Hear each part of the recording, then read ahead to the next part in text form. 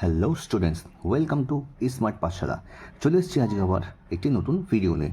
Class 8 English lesson 9 summer friends, written by Mary Lamb. আগের দুটো ভিডিওতে আমরা এই গল্পের বা এই কবিতার লাইন বাই লাইন বাংলা অনুবাদ করেছিলাম, সঙ্গে অ্যাক্টিভিটি 1, 2, 3 এটা করেছিলাম প্রথম পার্টে, এবং দ্বিতীয় পার্টে আমরা করেছিলাম অ্যাক্টিভিটি 4, 5 এবং অ্যাক্টিভিটি 6, যেখানে আমরা শিখেছিলাম নাউন ক্লজ এবং সঙ্গে করেছিলাম আমরা ইনডাইরেক্ট স্পিচ। ঠিক আছে, আজকে আমরা চলে এসেছি আবার নতুন একটি ভিডিও নিয়ে, যেখানে আমরা এই যে পুরো কবিতাটার লাস্ট পার্ট অর্থাৎ পার্ট 3 নিয়ে, যেখানে আমরা অ্যাক্টিভিটি 7, অ্যাক্টিভিটি 8 এ এবং অ্যাক্টিভিটি বি অর্থাৎ রাইটিং স্কিল, এটাই হচ্ছে আমাদের এই যে কবিতাটা আছে এর শেষ পার্টের ভিডিও। তাই চলো সময় নষ্ট না করে ভিডিওটা শুরু করি। প্রথমে চলে আসবো আমরা অ্যাক্টিভিটি 7-এ। Make meaningful sentence of your own with the following ওয়ার্ডস।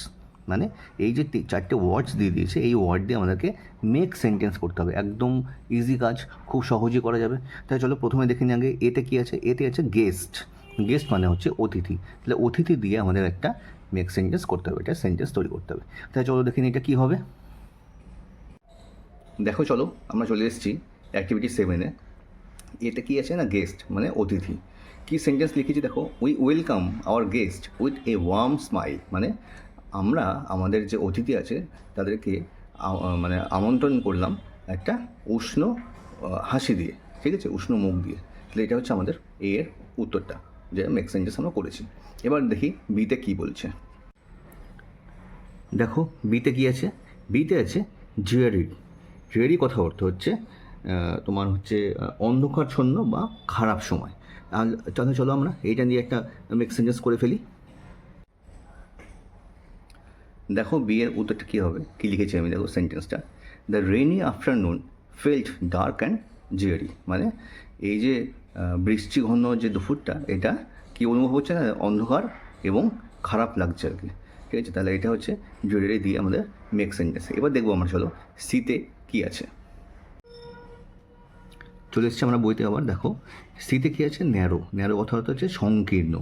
আর ডিতে কী আছে, মিস চান্স মানে দুর্ভাগ্য। ঠিক আছে, তাহলে আমরা সি এবং ডি দুটোরই মেক সেন্টেন্স করে দিচ্ছি। চলো দেখে নিই। দেখো চলে এসেছি আমরা সিতে। সিতে কী আছে, ন্যারো। ন্যারোর মেক সেন্টেন্সটা কী হবে, দেখো আমি লিখেছি। The car struggle two pass through the narrow lane. মানে গাড়িটা ওই ছোট্ট সরু গলি দিয়ে বেরোতে খুব কষ্ট হচ্ছে ওর। ঠিক আছে, এটা হচ্ছে সি এর মেক সেন্টেন্স। এবার ডিতে কী আছে, মিস চান্স অর্থাৎ দুর্ভাগ্য। কী লিখেছি দেখো, মাই সাম মিস চান্স মানে আমার দুর্ভাগ্যে I lost my wallet on the bus. আমি আমার পার্সটা বা মানিব্যাগটা বাসে ফেলে এসেছি। তাহলে এটা হচ্ছে আমাদের ডি এর মেক সেন্টেন্স। তাহলে এটাকে এখানে কিন্তু বা এই কাজটার মাধ্যমে কিন্তু আমাদের অ্যাক্টিভিটি 7টা কমপ্লিট হয়ে গেল। এবার চলো আমরা চলে যাবো অ্যাক্টিভিটি 8A-তে। চলে এসেছি আমরা অ্যাক্টিভিটি 8A-তে। কী বলছি দেখো, write a short story in about 80 words using the following hints, give a suitable title to the story. মানে আমাদেরকে একটা স্টোরি লিখতে বলছে, গল্প লিখতে বলছে, যেটা 80খানা শব্দের মধ্যে, এবং একটা তার নাম দিতে বলছে, টাইটেল দিতে বলছে। এবার এখানে নিচে দেখো কিছু হিন্টস দেওয়া আছে, আগে দেখে নিই হিন্টসগুলো কী বলছে। A farmer find a snake almost dead with cold. মানে একটা কৃষক একটা সাপকে খুঁজে পায় যে ঠান্ডায় প্রায় মরে গেছিলো। ব্রিংস ইট হোম, সে সেটাকে বাড়িতে নিয়ে আসে। ওয়ার্মস ইট, গরম করে। সেভস ইটস লাইফ, এবং তার জীবনটা বাঁচায়। The snake is about to bite the farmer's horn. মানে ওই যে সাপটা কী করলো না, তার যে ওই কৃষকের যে ছেলে আছে, বাচ্চা আছে, সন্তান আছে, তাকে সে প্রায় কামড়াতে গেছিলো। The farmer chases away the snake. তারপর কী করলো না, ওই যে কৃষকটা সাপটাকে তাড়িয়ে দিল। তাই এটা হচ্ছে হিন্টস। আমাদের এই হিন্টস দিয়ে আমাদেরকে একটা গল্প লিখতে বলবে। তাই চলো দেখে নিই কী লিখেছি আমরা। দেখো চলে এসেছি আমরা অ্যাক্টিভিটি 8A-তে, স্টোরিটা নিয়ে। দেখো প্রথমে আমি টাইটেল লিখেছি। The farmer and the ungrateful snake. মানে কৃষক এবং অকৃতজ্ঞ সাপ। কী লিখেছি দেখো, ওয়ান উইন্টার মর্নিং মানে একদিন শীতের সকালে, a kind farmer found a snake almost dead with cold. মানে একটা কৃষক একটা সাপকে দেখতে পায় ঠান্ডায় যে প্রায় মরে যাচ্ছিল। টেকিং পিটি অন ইট মানে ওর উপর দয়া করে বা করুণা হওয়াতে হি ব্রট ইট হোম, সে ওটাকে বাড়িতে নিয়ে আসে। হি ওয়ার্মড ইট আপ, সে ওটাকে উষ্ণ করে। সুন, শীঘ্রই, the heat save its life, মানে খুব শীঘ্রই সেই যে গরম তাপ তার জীবনটা বাঁচিয়ে দেয়। অ্যান্ড দ্য স্নেক রিভাইভ, এবং সাপটা বেঁচে ওঠে। সাডেনলি, হঠাৎ, ইট রেজড ইটস হুড, মানে এটা ওর ফনা তোলে, মানে মাথাটা উপরে উঠে ফনা তোলে। And was about to bite the farmer's son, এবং যে কৃষক ছিল তার কৃষকের ছেলেকে প্রায় কামড়াতে যাচ্ছিল। সিইং দিস আনগ্রেটফুল বিহেভিয়ার, মানে তার যে এই অকৃতজ্ঞ ব্যবহারটাকে দেখে the farmer chest away the snake, কৃষক কী করলো, ওই সাপটাকে তাড়িয়ে দিল। তাই এটা হচ্ছে আমাদের অ্যাক্টিভিটি 8-এর গল্প, যেটা আমাদেরকে লিখতে বলেছিল। তাহলে তোমরা এটা ভালো করে নোট ডাউন করে নাও এবং মুখস্থ করে নাও। এবার চলো আমরা চলে যাবো অ্যাক্টিভিটি 8B-তে। চলে এসেছি আমরা অ্যাক্টিভিটি 8B-তে।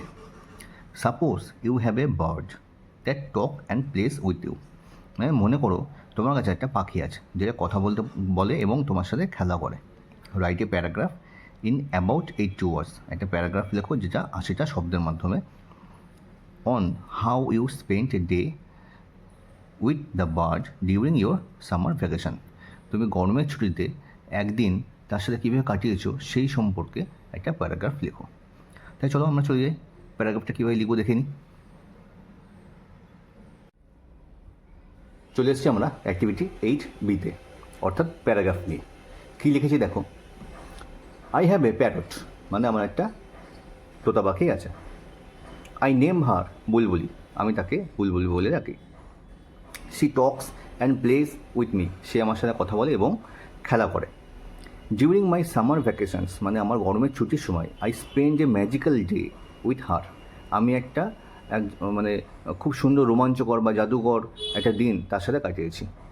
ইন দ্য মর্নিং, সকালবেলা, বুলবুলি wake me up by creeping my name softly, মানে বুলবুলি সকালবেলা আমাকে ঘুম ভাঙায়, তা আমার সুন্দর আমার যে নামটা আছে সেই নামে কিচিরমিচির করে ডাকতে ডাকতে আমার ঘুমটা ভাঙায়। I taught her some new words, আমি তাকে নতুন কিছু কয়েকটা শব্দ শেখাই। She learns everything very quickly, সে শিখে ফেলে সব কিছু খুব তাড়াতাড়ি। উই স্যাং টুগেদার, আমরা একসাথে গান করলাম। And also at our food together, এবং সঙ্গে সঙ্গে আমাদের যে খাবার সেটা আমরা একসাথেই খেলাম। ইট ওয়াজ এ ওয়ান্ডারফুল ডে, এটা ছিল একটা খুব সুন্দর দিন।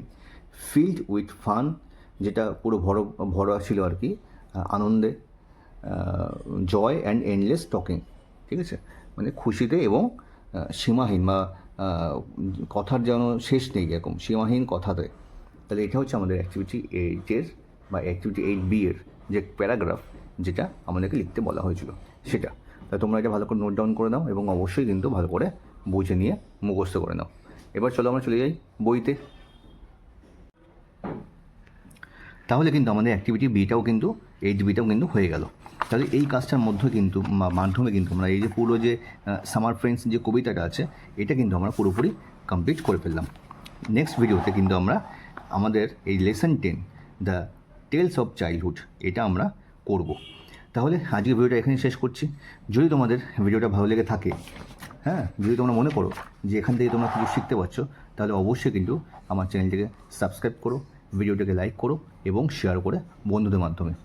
আর একটা কথা, যদি তোমাদের এই পুরো লেসনে যদি কোথাও কোনো অসুবিধা হয়ে থাকে তাহলে কিন্তু অবশ্যই আমাকে কমেন্ট করো। তাহলে দেখা হচ্ছে নেক্সট ভিডিওতে, অর্থাৎ লেসন 10 নিয়ে চলে আসবো আমরা আবার।